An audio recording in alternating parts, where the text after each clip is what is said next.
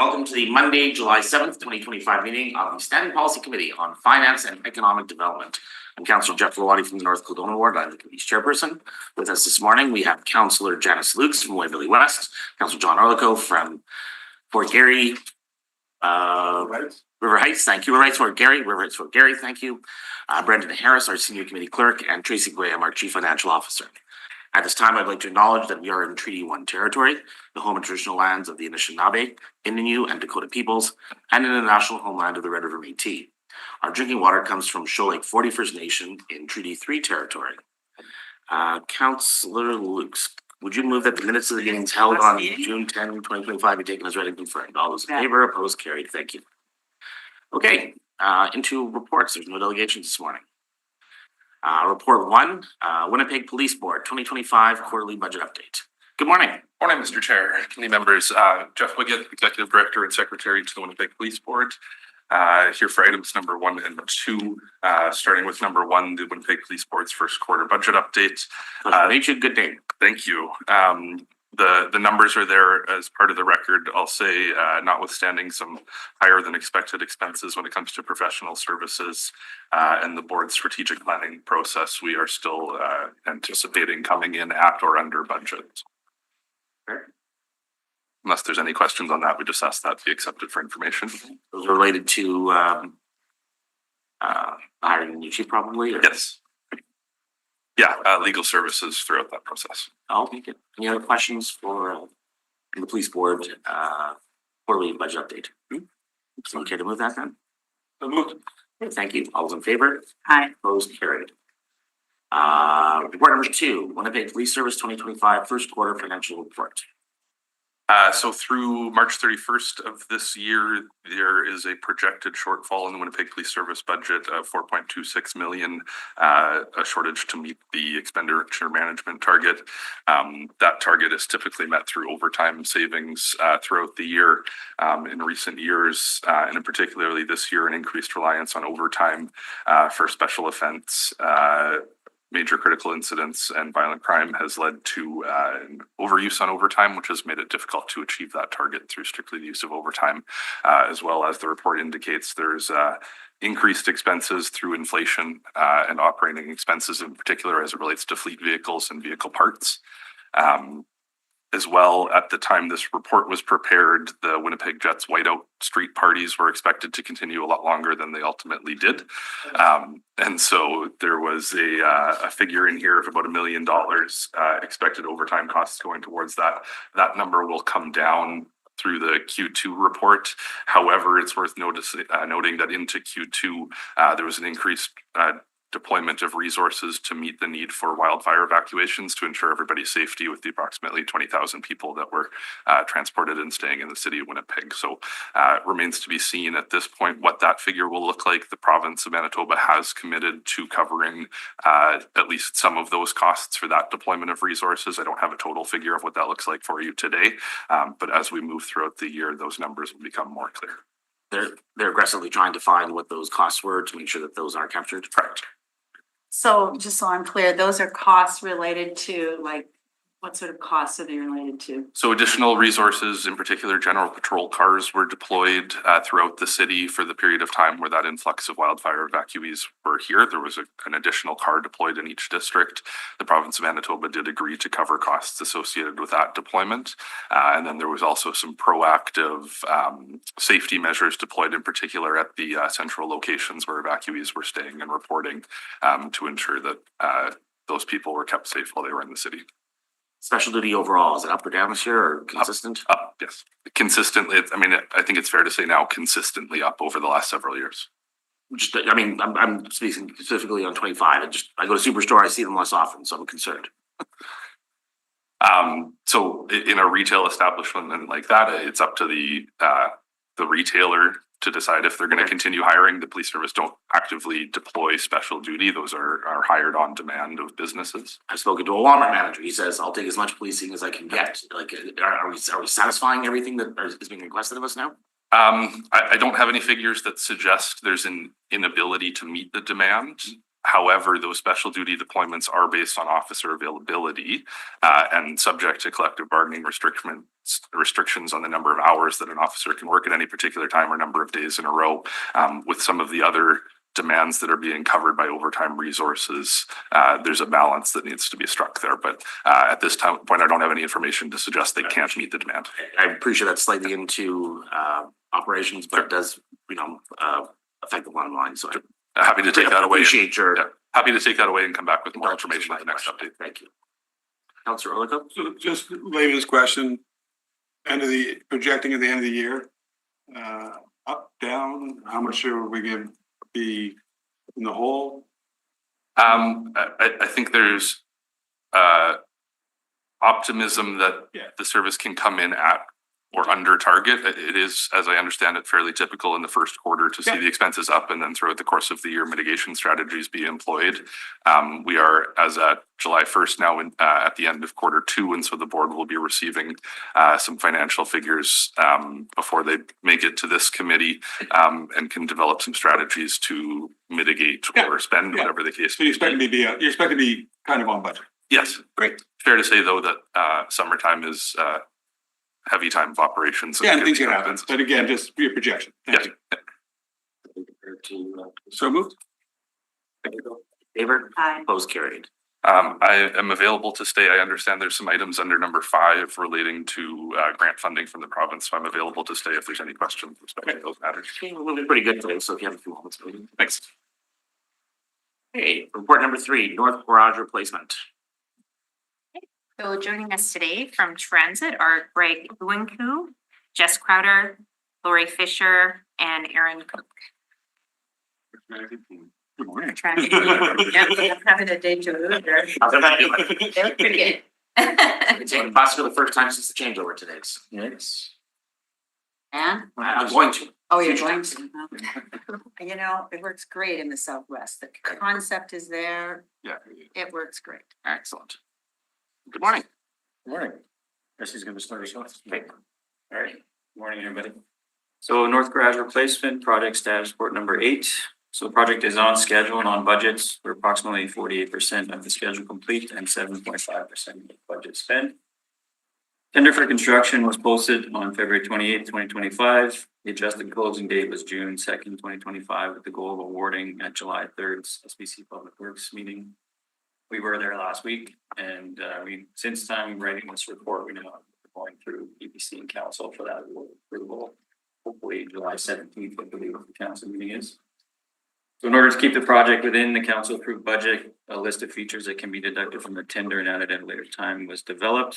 We also had a tender for long lead electrical equipment that was not awarded. That was because all 3 bids were not responsive. So those items were incorporated into the facility construction contract. In terms of the design phase, as I said, we were continuing to work on the design and the tender for long lead electrical equipment. So the construction tender was posted with those deduction items. As I mentioned, there were 6 items on that list. One was changing the parking lot from asphalt to gravel, deferring supply and installation of one of the 2 bus wash racks, deferment of interior building furniture, site fencing, and then there were 2 options there to reduce bus storage capacity, one from 207 buses down to 171, and then a further reduction if needed down to 144. So to mitigate the impact of deferring that construction of additional bays, we're repurposing space in our existing garage at Fort Rouge to add 4 flat areas for maintenance and repair of 60-foot buses. In terms of risk, we have no new risks at the time of this report. We are still continuing to monitor impacts from tariffs, impacts to the schedule, and delay in the project approval on the budget. Financial update, as of the end of April, we had submitted 8 financial claims to the province of Manitoba, totaling 4.27 million for the Manitoba and Canada portion. We received 3.15 million for that point in time. I can go to Appendix B for a second. Looking at actual costs at the end of April, we had engineering design and other costs of just shy of $6 million, land acquisition costs of 8.479 million, and internal financing costs for total costs of just over $15 million, with that 7.5% of the budget. Back to the main report. No changes on property acquisition at this time. Stakeholder engagements, we are planning a second info session later this fall that will be held in a virtual format, probably in conjunction with some sort of groundbreaking or design unveiling in September, October. And subsequent events, as I mentioned, we had the non-award for the long lead electrical equipment approved by the CFO on May 2nd. Any questions? What's long lead electrical? That mean? There are some items, probably 6 or 7, if I recall. I mean, the main one being transformers, for example, that take quite a bit of time to order and receive. So Right. the intent was to put out a separate procurement for that early so that we could get that equipment on order, get it in time. But as I mentioned, the bids that we received weren't responsive, so we now put that into the construction contract. So how will that help the non-responsive aspect of, like now that we're responsive because the package is bigger? Or like, why were they not responsive, I guess? You have any idea? I do. I'm not sure what I can or can't say, but essentially 2 of the 3 had errors in the bid that Okay. were disqualified, and the third one had changes to the city's general conditions that were, Okay. beyond what we could. So it's not the fact they couldn't do the work, they just want to do either didn't put the application in properly, missed some stuff, whatever, or I want to do it a different way. The city said, nah.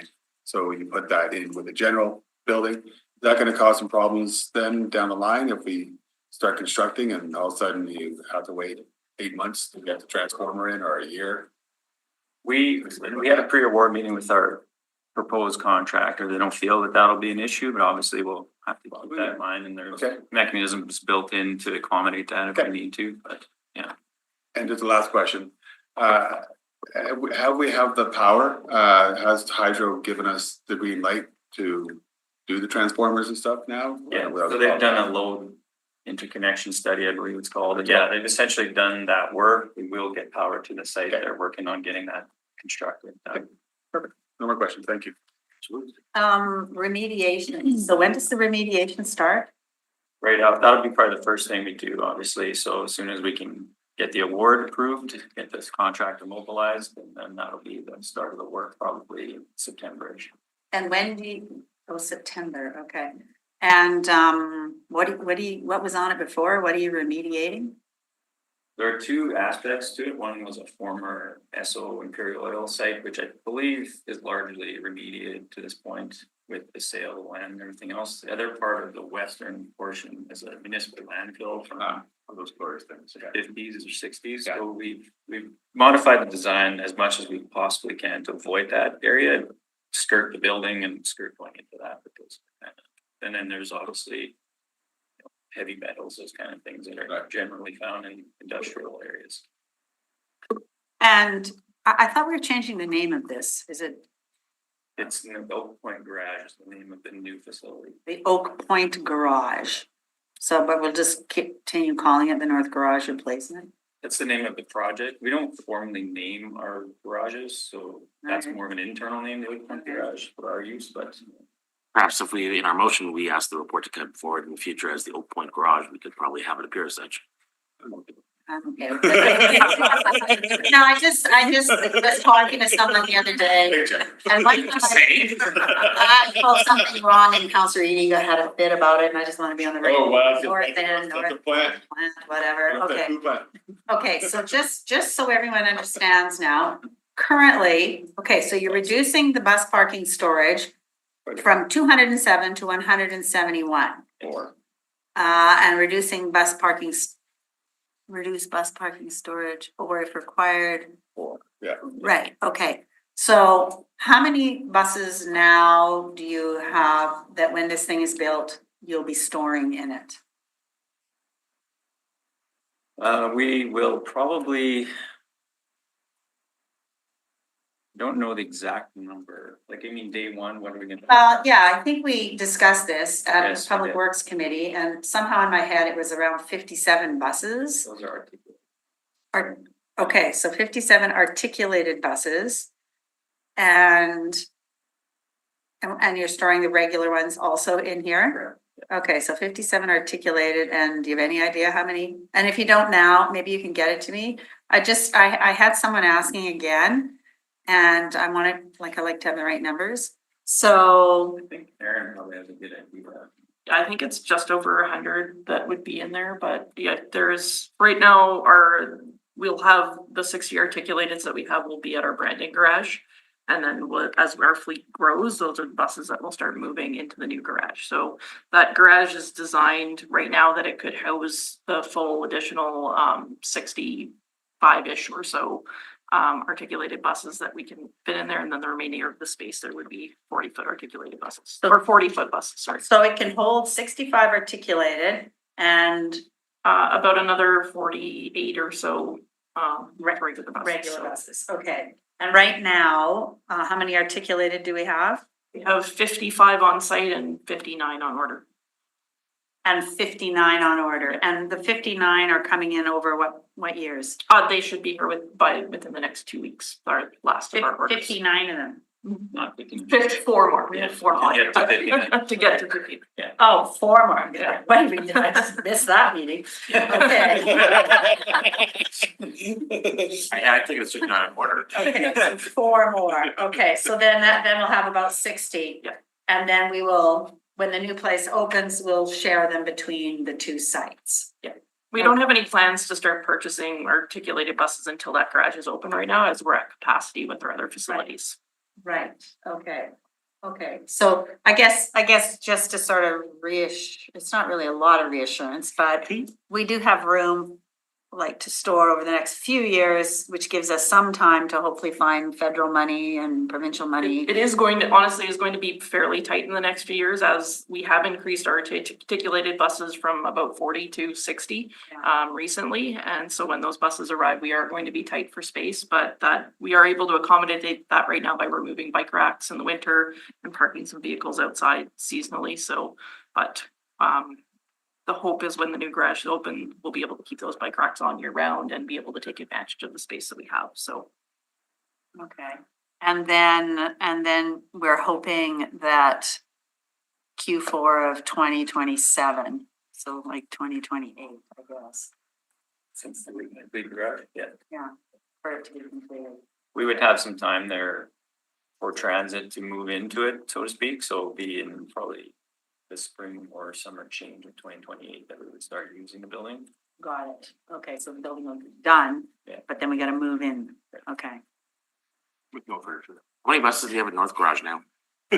We're down to about 98, I believe. it's only a maximum of about 102 is what we Oh, wow. can operate out of there. And when when we open the new sorry, let me get the right name. Oak Point. Oak Point Highway Garage, are we going to have it as a 7-day operation? Because like, I think Maine is only Monday to Friday, right? The new garage, the operation of the new garage, Yeah, I believe we decided on similar to Brandon. Initially, it is going to be just Monday to Friday, and then we'll see where that goes. It will depend on how fast we scale up the TBD, 60-foot TBD, buses. fine, I'm just. The big driver of 24/7 is articulated buses, so depending on how quickly we grow that fleet, that will make the decision on that. But there would be operating impact from that. Very cool. Okay, motion to move the report. Okay, thank you very much, Councilor Lukes. All those in favor? Aye. Opposed, carried. All right. Where's our buses? All right, I'll summarize this one as well. So this transition to zero emission buses, project status report number 8. Project is on schedule and budget. Project schedule complete at 46%. Adopted budget spent just under 33%. So to your point, supply chain disruptions, build quality and compliance issues continue to the result in late bus deliveries. As of the end of April, we had 79 diesel and 7 zero emission buses delivered. These are 86 buses and approximately 89% of the total number of buses that were expected to be delivered by that time. The city is working with New Flyer Industries to resolve quality issues, but delivery dates continue to be pushed back until the last delivery by June 20th, 25, and the last diesel bus still to be determined. Charging and hydrogen infrastructure continues to progress. A little more detail on the bus contracts. In terms of diesel buses, we had in the second extension, 41 of 45 buses had been received. 40 are now in service as of the end of April. 3 of the 4 outstanding buses were missing seats, did not have a confirmed delivery date at that time. We don't have any further diesel extensions at this point. Zero emission buses, our original tender for 8 fuel cell buses and 8 battery electric buses. We had received 7 of the 8 fuel cell into New Flyers Anniston facility. And 0 of the 8 had been received from New Flyers Crookston facility. No zero emission buses are yet in service. We are continuing those discussions with New Flyer, working to resolve schedule and delivery concerns. Our first extension with them of 24 battery electric buses are still on schedule for construction to begin at New Flyer's Winnipeg facility. So that'll be an all Canadian build, and that would start this fall with delivery in February of next year. And we are working on a second extension for battery electric buses with New Flyer that we would execute potentially later this fall and have delivery later on 2026. Charging infrastructure, we've completed construction of the chargers. We have not been able to commission them with the delays in receiving battery electric buses. We are working on phase 2 for chargers, which total completion projected for the 3rd quarter of this year. Hydrogen fueling, environmental permitting is complete. We're working on the license and development permit. So an RFP for construction of the site. Hydrogen fueling site was anticipated to be released in June, operation of the station in the fall. And then we had some maintenance garage updates, which were upgrading our dynamo room to accommodate additional height of the ZEBs and hydrogen ventilation. So that work is ongoing. And if I could move on to. We authorized the purchase of more electric buses that you guys haven't triggered yet, like I'm just, in terms of extension 2. We have not brought that forward yet. We're working. So we haven't authorized that, but you're negotiating? We are negotiating with them. Okay, why would you do that? Negotiate or? Negotiate for buses the council hasn't authorized. This is a process. We go to them and say, we're interested in a negotiation or an extension, Yeah. give us your pricing, and then we Okay. work through the pricing. Yeah. Come forward. A little different. So than what- that's interesting because Yeah. you can't negotiate a lot of things unless you have the money in the bank for a lot of other things. Which we do though as a funded program. This is all still under ICIP, part Oh, of that okay. order. Okay. Oh, is it still, there's still ISIP money that hasn't Yes. been triggered? Yeah. Oh, but we still have the option of choosing, our last guidance was to go diesel though, wasn't it? Right, without affecting the ICIP. Following ICIP. Yeah, so this is still closing out ICIP and then. back Picking to up that diesel. money. How do we have everything allocated now for ISIP? Are there still diesel buses we have to order? No, these are zero emission. Still part of the original ICIP Okay. plan. We just have not made the orders yet. I see, okay. On risks, we have one new risk on limited availability of temporary hydrogen. So we're continuing to commission and test buses until we get that permanent station online. And we're continuing to source temporary hydrogen as needed. We had 3 ongoing risks around inflation and tariffs, and then lead times around the buses and total completion of the ICIP program.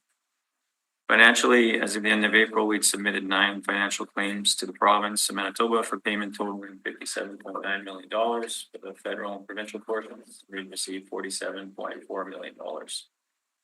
Appendix B, our actual cost at the end of April, we had engineering, design, and other costs of $700,000, construction of 90.5, which is essentially plus purchases. It's under that category of construction. And interest and financing overhead costs, so total of 91.758 million, or that 32.7% of the adopted budget spent. And one last item on stakeholder engagement, we are working towards a promotional event for the launch of Canada's first articulated zero emission bus, which we're working on trying to get that plan. The mayor's office. Very cool. That'll be exciting. So, Yeah, go ahead. the delays are just basically supply chain and, Quality issues, supplier issues, yeah, those kind of things. I think at this point, we were talking about it with the 16 initial orders of ZEBs, we now have 12. So there's a bit of progress since this report. I mean, these reports are a bit of snapshot back in time, but so progress is being made. I think we're anticipating the remaining to be here Yeah, we have been negotiating with New Flyer, and that was one of the things that we've talked about in agreeing to extend with them, was to ensure that all of the buses that we order in our next 2 orders with them potentially would be delivered before the end of 2027, which is when we need to have them delivered in order to meet ISEP applications, or requirements. So they have been working with us to schedule the buses in advance of orders so that they can meet that commitment. So we are fairly confident if we continue this, that we'll be able to get our next 25 as well as the next up to 50 buses within a much faster timeline than we have on the previous orders. So unfortunately, with our previous orders, we happened to unfortunately line enter at the very worst time for their supply chain issues, which caused our buses to have a few more issues than some of the other buses. So there was a lot more things that had to be hand built, not on their general assembly line, which has caused the buses to take a little bit longer. So we're hoping now with the new all Canadian build and a higher level workforce that's available in the city of Winnipeg, that we'll be able to get these buses more promptly and at a higher quality. And then I can't keep up with the tariff thing, I gave up, so. Any tariffs applied to any of this stuff? Not yet, like these buses were, right now there's an exemption for transit buses under the tariff clause, so a complete bus doesn't apply to any tariffs. The next build, obviously the bus is being built here, but parts will still potentially cross the border, so they've warned us that there potentially could be tariffs applied, but they don't really know what they are right now. So we have revised our contract language to ensure that they are doing whatever they can to mitigate tariffs. So but beyond that, like I said, we're waiting to see sort of what gets applied. It's a very fluctuating situation, Right. as we all are aware. Okay, so nothing yet. No, so right now we're adding a little bit of buffer so that will come to our last contract under this, so where we'll make adjustments based on what we're seeing for tariffs. Yeah, okay, I'll move the report. Thank you, Councillor Lukes. All those in favor? Aye. Opposed, carried. Thank you. Thanks for motoring here. Look at this. Thank you guys. Thank you. Much appreciated. Okay, and our final report is an update on our provincial and federal grants, and helping me present is John Spitali. Good morning. Morning, John. Morning, councillors. Thank you, Tracy. I'll now take the committee through the update of the status of the City of Winnipeg provincial and federal grants as of June 19th, 2025. As normal, the highlighted yellow cells that have been updated since the last report. On the first page for the operating funding, only one real change is identified, and that's the inclusion of the One Manitoba Growth Fund. It has been added for 2025. This amount has been based in the Financial Stabilization Reserve. That amount's been growing, right? Yeah, there's. Was it static or was it static? Static. Static year over year.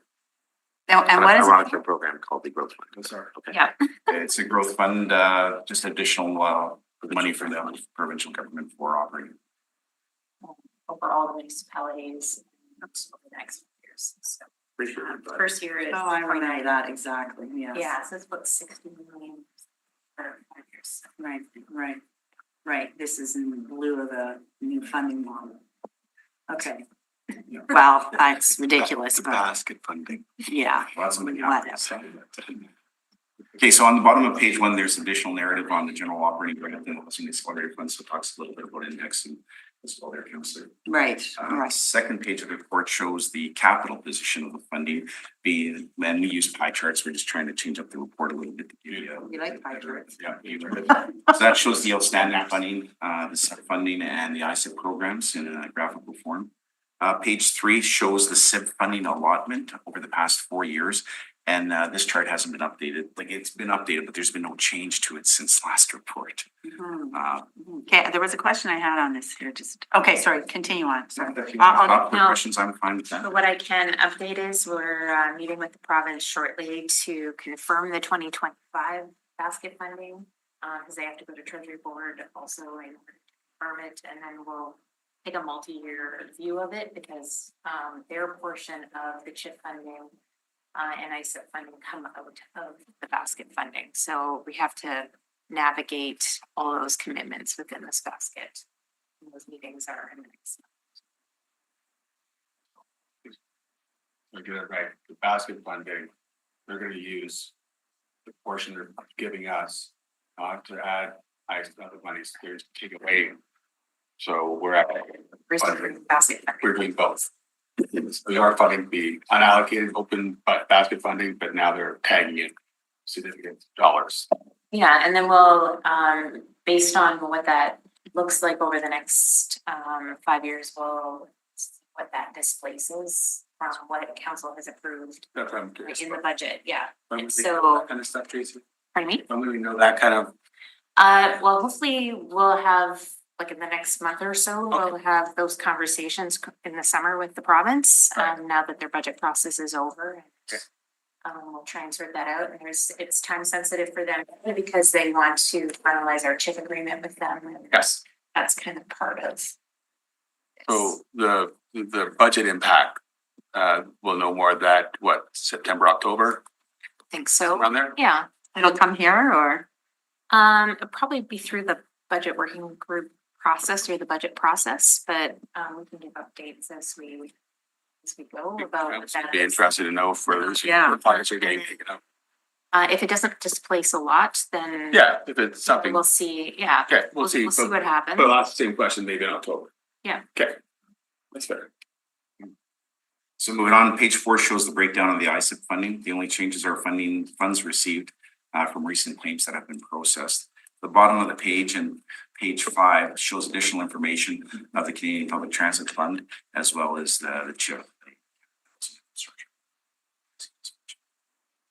Thank you, Chair Bellotti, that concludes my report. The transit fund, we haven't approved that yet. No, so it's a multi-phase application process, so we've just put in an expression of interest. And with that, they've notionally allocated about $11.5 million a year that for was our 10 amount. years. We still have yet to apply with specific projects identified. So it's kind of a use or lose annual allocation. So we want to make sure that we can identify projects that we will spend those funds within those years. And that makes it unique compared to other funding models that we've had with them. And it's very prescriptive about what types of projects can be funded under this model. Where they So- can be funded. yeah, and so we're having many conversations with the feds just to see if there's a willingness to explore less prescription on some of these on some of the funding, just so that we can use it with our vision. Are we of applying for all transit. 3 streams? So we had previously looked at the stream, which is kind of designed to work with other communities outside of our Regional. perimeter. Yeah, the regional metro. And that one's tougher in the sense that the funding doesn't align with any projects that we already have in our priorities. And the appetite to create new projects to achieve funding is not So high on the we list. separate North Kildonan, we could become a regional government and then we could get regional money for. Maybe, yeah, and so it's I mean. it's not super designed for Good. Winnipeg, it's Yeah. more I'm not designed being for like goofy, but I'm not. Vancouver I and. mean, why are we penalized for Unicity, you know? Right, but we have an amazing consultant that's been working with transit that was actually part of helping write all of this. I'm sure you're familiar with this gentleman. And he, a lot with these grant applications is being creative in how you write it. Yes. And he spoke specifically about the regional one, that, on face value, it sort of looks like we don't apply or don't qualify, but yet, Yes, and that one in particular, I think has experiences with city of Calgary or Edmonton where they Cooper. do have sign off from all the other well, it's because they have a regional communities plan, around, yeah. so- right? They have a regional plan. So we are meeting again this week to see if there is creative ways that we can utilize this funding for our priorities. Come from our McDonald's straight up McGillivray, bang, park and ride. Yeah, Regional so that's the key. regional transit Well, strategy. we've been talking to Penningly forever on the Met Region Board or whatever it's called now, Oh, yeah. right? So, At least. you know. They did trans, but nothing else. And then one of the other streams, right, really focuses on transit infrastructure going to the U of M and Red River College, so it's really specific, right?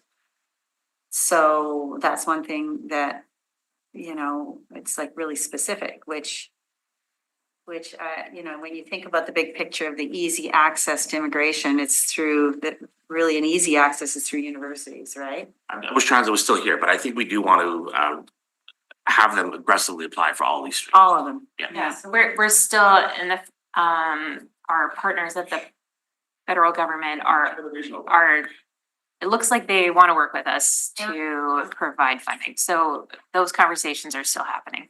Right, I mean, without subsidizing, you know, Yeah. transit systems outside the Well, city of Winnipeg, Yeah. Or enabling property Right. tax to flight. Yeah. Right. Are we gonna have any of those debates, or are we, like, you're gonna apply? But then Wow. let's say the regional one comes in, and let's say it's Headley, and I go, no way, man. Personally, I could be convinced otherwise, that's just gonna make everybody just move out to Headley. No, that has to be a proper debate if we're to start, you know, operating the service outside.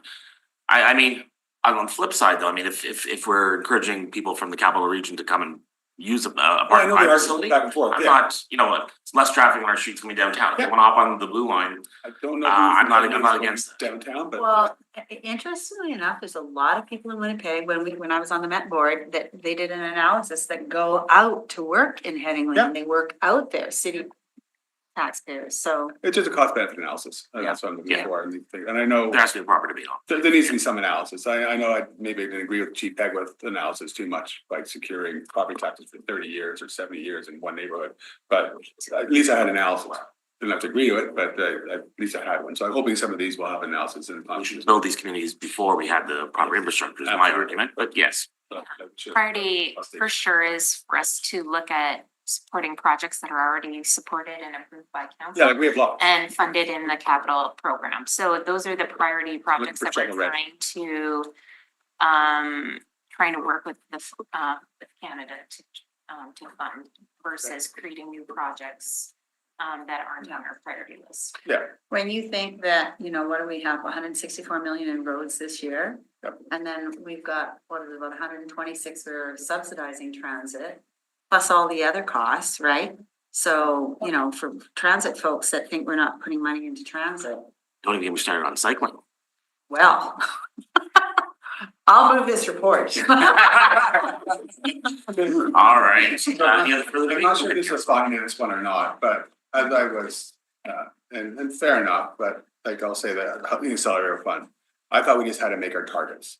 And then I find out, no, we don't have to make our targets, because we're making those. We also have to, we agree, which I never saw in any, I only saw one letter that said 4-story, 4-plex. That's it. But then I find out pretty well the last day when we we're having debates, which really blew my brain a bit. No, it has to be all this stuff as part of that deal. That was never part of the letter I received, or even the application I received, but it would think, I thought we should get the target, but no, it's actually fundamental changes to our way we do development. I'm not saying they're bad. 4-plex, 4-story, maybe a little much, but the other stuff not bad. But I never was aware of any of that. But don't you think that evolved from the feds? They're sort of evolved from them. Like, they never really had it that way to start either. It was more the numbers. And then they saw an opportunity and. Right, but we signed on for the numbers. We didn't sign on for all the other changes. But then we found, no, we can't change those either now because the feds changed the rules along the way. Yeah, Then that's fine. So I'd like to know, and again, maybe it's not a finance thing, I'm not sure who it would be. Like the transit, I know, like, for example, if we take on one of those streams, you have 0 parking minimums on, I think, BRT line only. yeah. And one of them is like that. Yeah, so That or states is it more stuff? Like all those kind of, because they seem to be very prescriptive, which got my Yes. red flags. Means they probably have more prescription plus more So demand. 4 as of rights was a requirement of the Housing Accelerator Fund, CHIF, and this Yeah. transit funding. Right. When we brought the CHIF admin report forward to council, it highlighted that we needed that as part of Yeah. the application process. And because we haven't officially applied yet for this funding, we haven't highlighted it yet, but we know it's there, as well as this parking consideration. And so those are the two that we wanted to give council a bit of a heads up that Yeah. those are If there's any other ones. contingent, but there wasn't any other surprises that at this time that we're aware of. Yeah. So I think there's a motion on the floor. You want that one? Yeah. Yeah. All in favor? Aye. Opposed? Carried. Councilor Earl, are you good with consent and adjournment? I shall, thank you. All right, all in favor? Aye. Opposed? Carried. Thank you. Thanks, everybody. It's actually 40 minutes. That's pretty tight. What's